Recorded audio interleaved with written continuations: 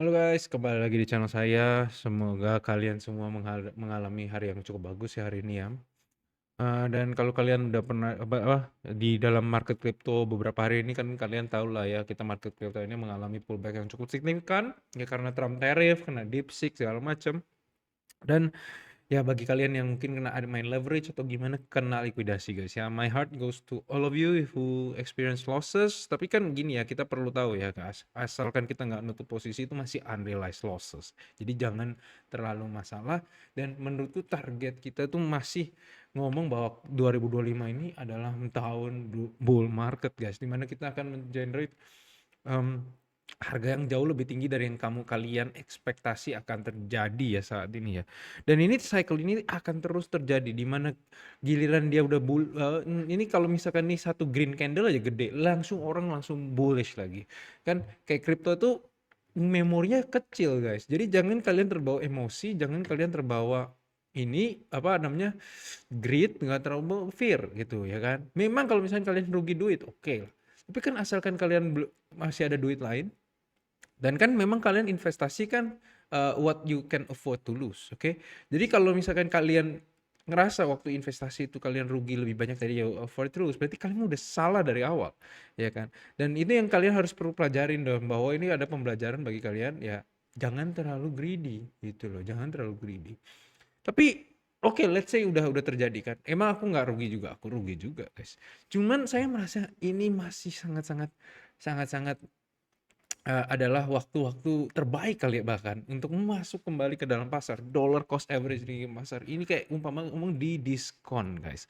Kenapa aku ngomong begitu ya? Karena ini sebenarnya technically adalah manipulasi pasar juga, guys. Jadi memang sekarang itu banyak TradFi yang sekarang menggunakan waktu-waktu ini untuk akumulasi, ya kan? Kenapa kita bisa ngeliat itu? Kalau misalnya kalian cari deh ya, large holder sekarang naik jumlahnya dibandingkan retail holders, ya kan?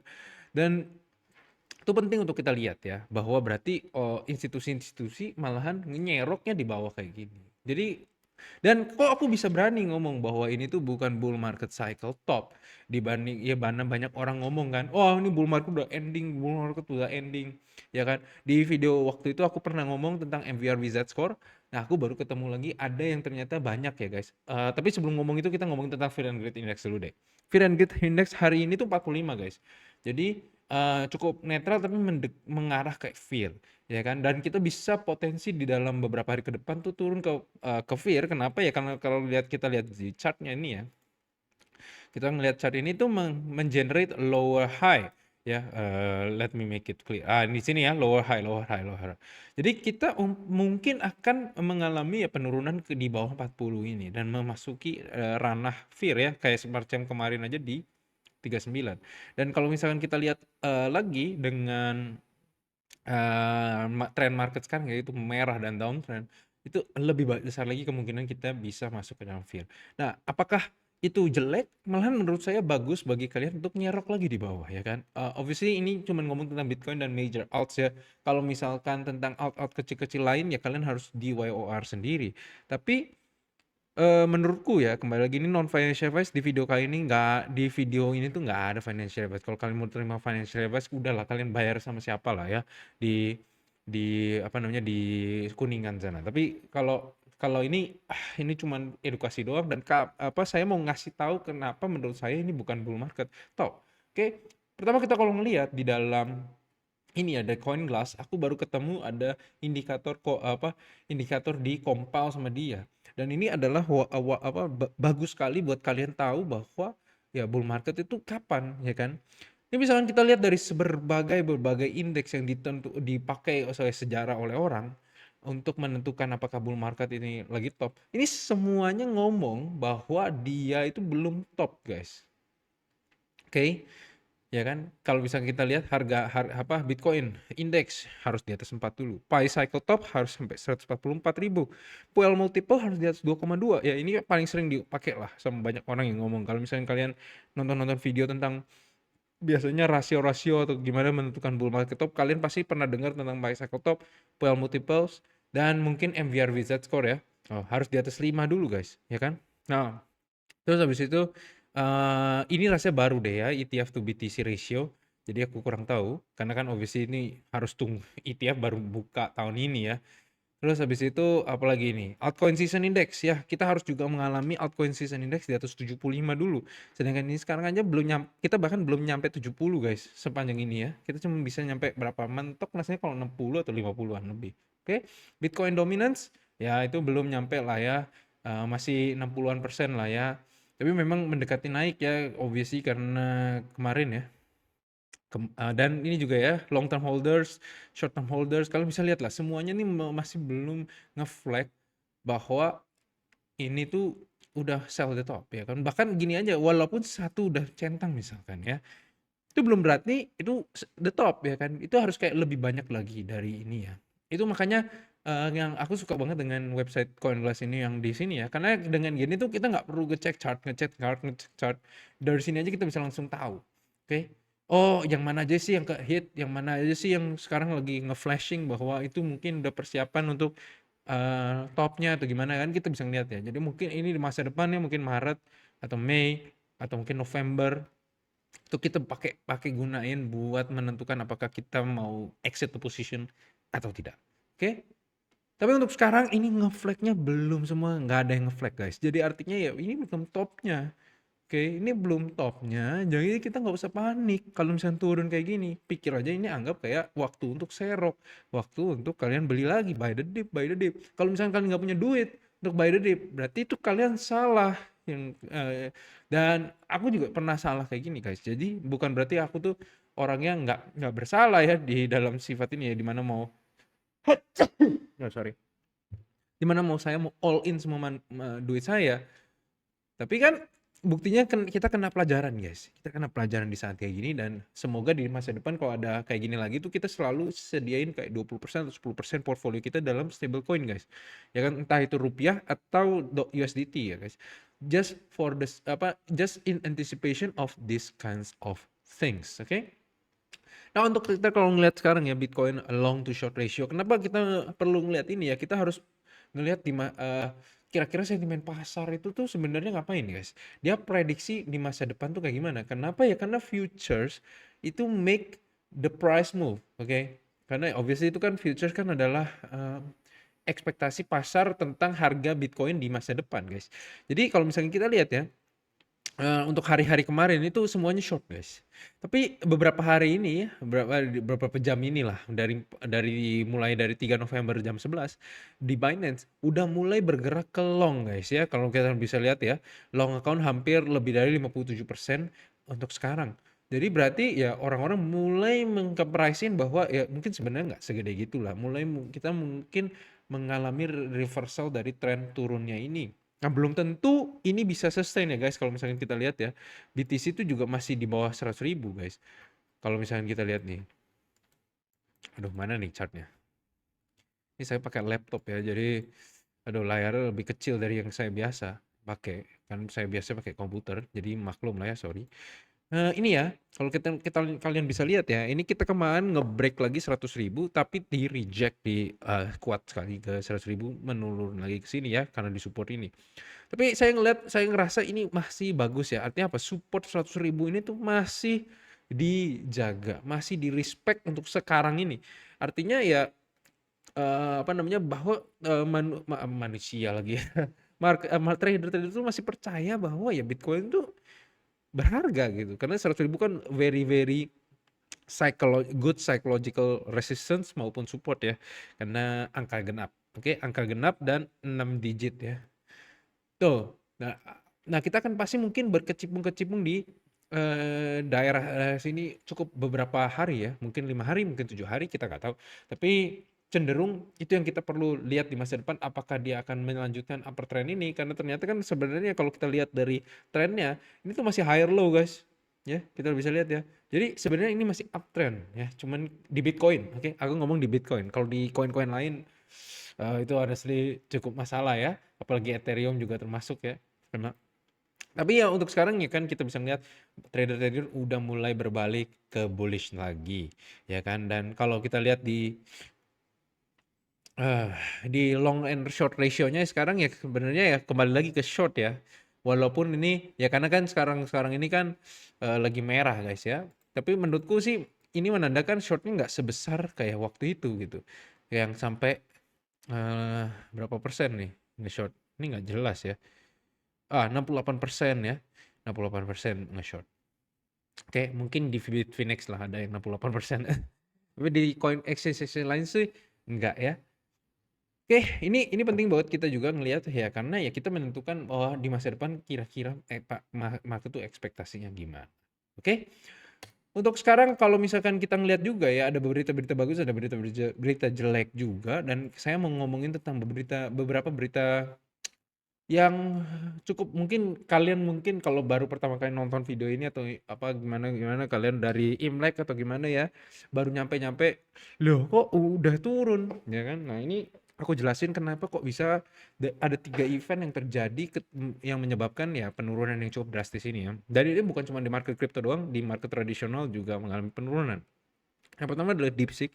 DeepSeek itu adalah yang AI Cina yang menyebabkan ya market Nasdaq di Amerika mengalami penurunan ya kan karena dianggap bahwa AI dan teknologi itu terlalu overvalued di mana China bisa memproduksi dengan a fraction of the cost daripada market Amerika. Akhirnya ujung-ujungnya ya crash ya. Nvidia stock crash 17% dan ini stok besar guys. Makanya hilang langsung 600 miliar dolar. Itu hampir kayak seperenamnya terus seperlimanya kapitalisasi kripto. Dan obviously karena Nasdaq dan itu tech sector dan kripto itu intinya tech juga, kita kena juga ya kan, kita kena yang cukup drastis ya. Lalu kedua tuh market manipulation by CHEXes atau maksudnya centralized exchange dan market makers ya kan. Kenapa kayak gitu? Kita bisa ngelihat dalam on-chain trading ya bahwa Binance itu nge-send 100 juta dolar ke Wintermute. Misalnya ini contoh ya, 100 juta dolar ke Wintermute. Wintermute jual ini di Binance, nurunin harganya. Akhirnya orang cut loss ya, pakai leverage ya. Yang main ini kena cut loss, dia harus jual dong long positionnya. Akhirnya harganya turun lagi. Dan gara-gara dia turun, kena lagi orang punya cut loss yang di bawahnya harusnya yang aman, tapi gara-gara penjualan cascading penjualan itu kena. Dan akhirnya kita ngelihat adalah cascading capitulation event ya, dimana gara-gara satu orang ke capitulate, yang lain kena capitulate lagi karena harganya turun terus ya. Dan ketika harganya udah rendah, ya Wintermute si Binance beli lagi, ya kan si Wintermute beli lagi jumlah yang sama, terus mereka bagi hasil deh sama Binance ya, Wintermute sama Binance kayak bagi hasil. Ya itu adalah market manipulation ya. Apakah ini legal atau enggak? Aku masih kurang ngerti lah ya. Tapi ini yang terjadi dan kita bisa ngelihat bahwa ini bukan cuma Binance doang guys yang ngelakuin, Coinbase juga, segala macam juga. Jadi technically ya mereka itu ambil uang dari trader-trader, dari retail-retail yang over leverage, yang cut lossnya di posisi yang terlalu dekat sama harganya. Wintermute jatuhin harga langsung kena trade apa ininya ya kan. Itu makanya kenapa kita bermain kalau main trading future gitu atau gimana ya, kita tuh nggak bermain on a level playing field guys. Karena kenapa ya, Binance bisa ngelihat dong stop loss kalian di mana. Wong kita taruh posisinya di Binance misalkan atau siapalah, kan dia bisa ngelihat, oh stop lossnya ada kayak million of user, stop lossnya di harga sekian gitu. Terus dia ngitung butuh berapa banyak duit sih untuk gua nge-crash harganya sampai di bawah ini. Oh misalkan butuh 100 juta dolar, ya udahlah gua send dulu ke market maker. Bro, lu jual di Binance ya bro ya, 100 juta gini-gini. Terus nanti waktu rendah lu beli lagi dengan total 100 juta dolar. Terus nanti kan pasti jumlah koinnya naik tuh. Jumlah koinnya daripada awalnya. Kita bagi hasilnya. Gimana lah negosiasinya. Udah jalan. Ya itu makanya market manipulation sangat-sangat nefarious ya. Tapi ya buktinya kita bisa ngelihat terjadi dan tetap dilakukan di market crypto. Ya kan? Ya kalian mau ngomong gimana lah. Mau rebel gimana lah, mau marah-marah gimana lah. Tapi yang pasti kan mereka punya power guys. Kalau kalian masih mau butuh dia, ya kalian pakai lah. Mungkin kalian di posisi exchange-nya juga ngerasa ini kan oportunitas. Buktinya nggak kayak gitu masalah, gitu kan. Kecuali kalian musuh lah sekarang lah. Belum tentu kalian menang juga, ya kan. Terus yang ketiga adalah Trump tariff war ya. Trump misalnya ini yang berita paling terbarunya yaitu ya kena Kanada dan Meksiko kena 25% tarif, 10% di China, dan juga di Kanada energy sector-nya dikasih 10% ya. Jadi nggak sampai 25% lah kalau yang oilnya, tapi em, yang oilnya tuh dikasih 10% eh, of tarif. Dan ini akan mendampak sekali kepada Kanada both dan juga US. Kenapa Kanada? Ya karena kalau kalian lihat, kalian pelajarin ya ekonomi Kanada ya, hampir 90% dari minyaknya ya itu, atau minyak atau gas ya, aku lupa. Pokoknya intinya some oil derived products itu disend ke Amerika guys, dijual ke Amerika, karena di Kanada sendiri tidak ada refining plants, ya kan, karena Justin Trudeau's green policy. Jadi ya itu, kita kita bilang bahwa ya mayoritas dari energy ekspornya Kanada itu ke US, dan kalau US kasih itu 10% tax, berarti Kanada juga kena sangat drastis ya, karena kan company-company di sana akhirnya harus em, apa namanya, ngejual dengan harga lebih mahal karena kena tarif kan. Mereka kan nggak mau bayar tarifnya, jadi ujungnya dia naikin harganya 10% di atas dong. Misalkan harganya $100 per barrel, sekarang harus $110 karena kena tarif ya kan. Dan mungkin demand di US menurun ya, karena kan nggak ada banyak yang mau memakai tarif itu, atau produsen-produsen di US naikin lagi juga harganya. Jadi ujung-ujungnya nih double whammy guys, bagi both ekonomi Kanada dan ekonomi US. Dan Trump kan memang ngincernya gini ya, dia mau ngincer bahwa look, Amerika akan sakit juga, cuman yang lebih sakit tuh nanti orang lain gitu. Kayak umpama ngomong dia itu eh, misalkan dia tuh pakai fire retardant suit gitu ya, terus dia ngebakar rumah yang di tempatnya dia gitu. Ada 2 orang gitu di dalam rumah. Satu nggak pakai fire retardant suit, satu pakai fire retardant suit. Iya kan? Yang pakai fire retardant suit kan nggak sesakit itu. Mungkin dia tetap panas, dia tetap ngerasa nggak enak, tapi dia nggak akan mati. Sedangkan yang satu lagi udah kebakar, ya mati kebakar. Jadi ujung-ujungnya, maksudnya kayak it hurts for me, it's fatal for you gitu. Bagi itu Trump taktiknya. Tapi ini kan membuat supaya market US itu akan mengalami penurunan earnings ya. Karena kan cost basisnya naik ya dengan tarif dan segala macam. Jadi ujung-ujungnya apa? Ya stok jatuh ya guys ya. Stok jatuh karena earningsnya turun.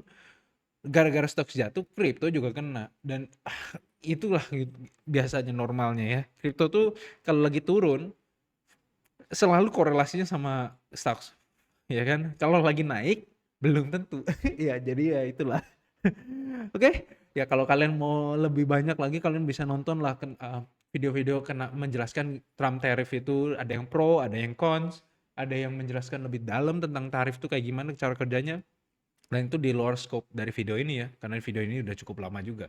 Oke, kita lanjut dengan tokenized RWA ya. Tokenized RWA ini adalah the strongest sector sekarang ini ya. Mereka nggak gitu mengalami pengaruh, terutama OM dan ONDO guys. Kalau kita melihat harga OM dan ONDO, itu nggak terpengaruh sama sekali bro. Waktu kemarin jatuh ya, kemarin jatuh kan Bitcoin tuh jatuh hari apa ya? Harusnya hari ini deh, 31 2 Februari lah. Kita umpama ngomong 1 dan 2 Februari lah ya. Karena kan seingatku tuh dia Friday, right? Friday jadi 31 1 2. Oke. Kalau kita lihat harganya 31 1 2 ya. 31 1 2. Oke. Itu minusnya cuma berapa persen? 18% doang, guys. Ya kan? 18% doang. Bitcoin berapa persen? 9%. Berarti dia itu dua dua dua kalinya move-nya Bitcoin dengan market cap yang jauh lebih kecil daripada Bitcoin. Sedangkan kalau kita melihat Ether lah, Ether ya, 31 1 2, oke? 31 1 2, 20%. Solana 31 1 2, 20% juga.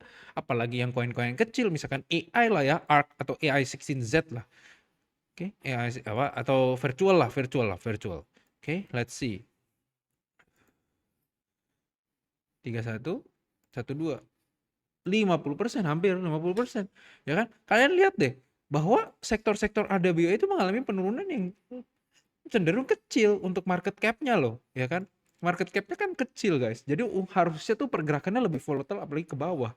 Tapi mungkin karena ya ada beberapa aspek yang akan diberitakan di artikel itu ya. Ondo juga sama ya, mengalami penurunan yang nggak gitu signifikan compare to others.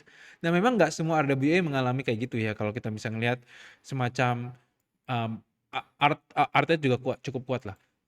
CFG lah, checks lah itu mengalami penurunan yang cukup signifikan. Tapi bukan berarti dia kayak AI agent sector di mana kena nuke semua, ya kan? Kita di sini masih ada yang beberapa potensi koin yang naik, guys. Salah satunya ada Ondo juga. Jadi kita kembali lagi dulu ke mana nih artikelnya tadi? Oh ini, ya. Kenapa kok aku ngerasa RWA token ini uh, kuat ya? Ya karena fundamentalsnya lebih kuat daripada yang lain. Use case-nya sudah ada guys. Kalau yang lainnya, maksudnya kayak AI agent segala macam, use case-nya itu masih crypto specific. Sedangkan AWA itu orang-orang TradFi udah mulai masukin duit lebih banyak ya. Kayak misalkan kita bisa ngeliat di sini ya 70% dari AWA itu private credit. Dimana intinya umpama ngomong tuh private sale dari sahamnya, saham-saham perusahaan guys. Mereka mau pinjam, kalau misalnya kalian tahu lah private credit itu kayak gimana, tuh kayak gini, pinjam tapi di luar bank. Oke. Jadi umpama ngomong shadow bank lah. Dan ini marketnya besar sekali di Amerika guys. Jadi makanya itu RWA itu booming lah di dalam bagian ini ya. Kedua adalah ya treasury debt ya, bagi orang yang mau beli treasury bonds, treasury bills ya, surat obligasi pemerintah Amerika, ya bisa lewat RWA sekarang, nggak perlu lewat stocks lagi atau nggak perlu lewat broker broker tradisional, ya kan? Lalu juga Wall Street udah ngepredik ya bahwa 30 triliun dolar akan terjadi di RWA tokenization market, bahkan akan lebih besar market cap-nya di RWA dibandingkan total crypto market bagi beberapa orang yang analis ya. Ya kan? Terus ini karena ya menciptakan keefisienan di dalam traditional finance, di mana traditional finance kan sekarang kan very bureaucratic, very inefficient, bayar di mana-mana dan mahal sekali untuk nge-maintain position. Sedangkan di sini dengan adanya kripto itu jauh lebih murah. Oke. That's why kenapa BlackRock itu nge-push banget US regulation. Jadi legislation berarti US punya peraturan untuk supaya tokenized asset ini bisa jalan dengan cepat, guys. Oke. Oke, let's move on to beberapa bullish news ya akhirnya ya. Kita ada beberapa bullish news. Jadi World Liberty Finance yaitu company-nya Donald Trump dan family itu menambah lagi, guys. Ya kan, menambah lagi Ether. Jadi dari beberapa ini tuh nambah terus ya kan. Walaupun juga dia ngedown juga 31 juta dolar guys. Tapi ini menandakan bahwa bro, the big money doesn't sell bro. Di saat-saat kayak gini tuh big money buys. Dia mau peduli amat dia rugi gini. Wong dia yang kontrol pasarnya. Ya kan? So kita kalau ini tuh gitu jangan lawan. Kita jangan lawan, kita ikutin wave-nya kan. Kita lihat lagi ya. Kalau misalkan kayak inilah kenapa Eric juga ngepam guys, Eric Trump ya. Saya ada ininya nggak? Oh ini deh. Eric Trump says great time to add ETH. You can thank me later. Oke. Jadi Eric Trump udah ngepam-pampin juga ETH. Guys. Dan Eric Trump tuh siapa? Itu salah satu anaknya Donald Trump ya. Jadi dan yang cukup significantly invested inside the World Liberty Finance. Oke. So that is some signs, okay? I'm not saying ya kan kita nggak ngomong bahwa akan harus naik besok gitu guys, nggak. Tapi ada kemungkinan untuk kenaikan yang cukup signifikan karena di backing oleh ya presiden Amerika Serikat lah intinya, ya kan, the one of the most powerful man in this world currently, right? Jangan nge-fade dia punya move, jangan nge-fade dia punya opinion gitu. Fading that kind of opinion usually ends in a trouble, oke okay? Ya makanya kenapa crypto ini lebih bagus dari traditional finance karena kita bisa ngelihat how the big players move so that there is more transparency, right? Anyways ya itu aja dari berita-berita ya. Kalau misalkan harga-harganya rasanya nanti kelamaan video ini, tapi kita bisa ngeliat ya kena nuke semua hari ini. Tapi sebenarnya not too bad, right? Yesterday is much worse. Kan? Yesterday is much worse. Currently it's more of like a recovery something else, something ya. Tapi memang yang saya perlu note itu di Bitcoin dominance mengalami kenaikan yang signifikan ya guys, karena orang lari guys, tuh lari to safety ya. Sekarang di atas 60% bahkan lebih tinggi dari November. Wow ya. Dixie juga mengalami kenaikan, ya kan? Mungkin karena stok turun dan orang mulai menjual stoknya untuk dolar. Jadi Dixie mengalami kenaikan, USDT juga mengalami kenaikan, dan kembali lagi ke trend line yang di sini ya. Saya harap ini mantul dengan kuat ya ke bawah ya. Karena kalau enggak berarti kita akan lama lagi di masa konsolidasi di sini. Anyways, that is all for this video. I hope you enjoy it. I'll see you guys next time. Bye bye.